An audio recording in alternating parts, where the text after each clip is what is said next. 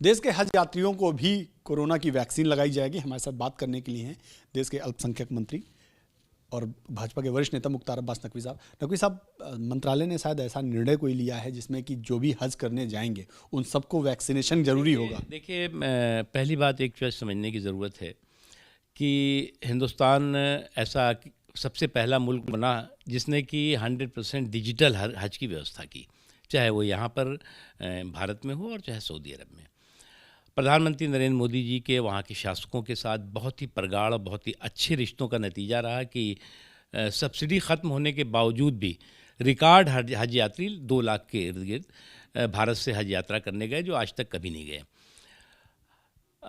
Corona pandemic के चलते पिछली बार हज नहीं हुआ, यानी कि जो हज यात्री विदेशों से जाते हैं उसमें भारत के लोग भी थे जो कि नहीं गए।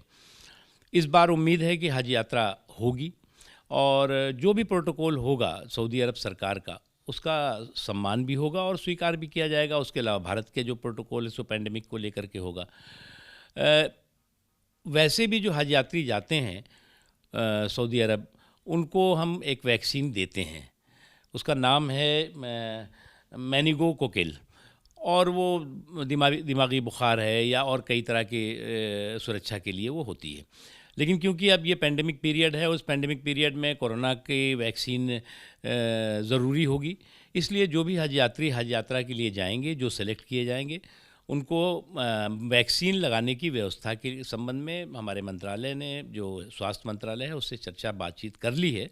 और जब भी प्रक्रिया शुरू होगी हज की, उसमें जो है वो उनको वो वैक्सीन लगाई जाएगी ताकि वो सुरक्षित रहें, ख़ुद भी सुरक्षित रहें और वहाँ पर भी जा कर के वो और लोगों को भी सुरक्षा का एहसास करा सकें। क्या सर कंपलसरी रहेगा?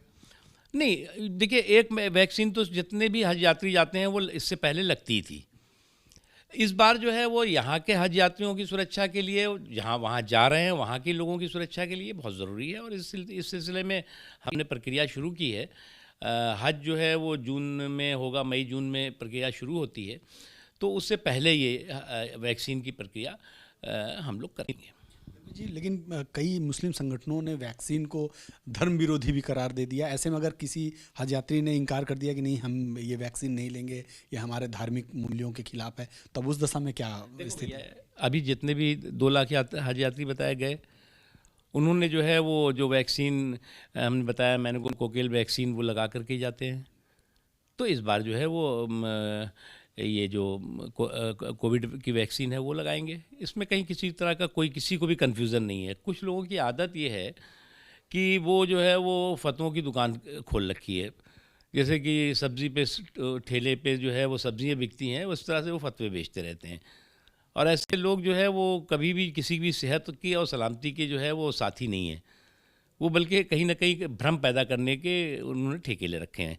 इसलिए उनके कहने से कोई ना तो मानने वाला है और ना तो जो है वो उनके कहने से किसी तरह का कोई असर पड़ रहा है। इसलिए जो भी वैक्सीन है वो लगाई जाएगी और सब लोग स्वेच्छा से लगवाएंगे, अपनी मर्जी से लगवाएंगे। धन्यवाद सर, हमसे बात करने के लिए।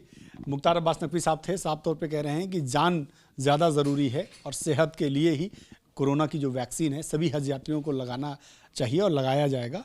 जो लोग भ्रम फैलाने की कोशिश कर रहे हैं उनका काम ही है भ्रम फैलाना।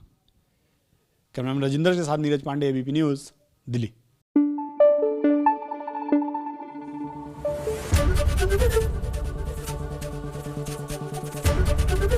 एबीपी न्यूज़ आपको रखे आगे।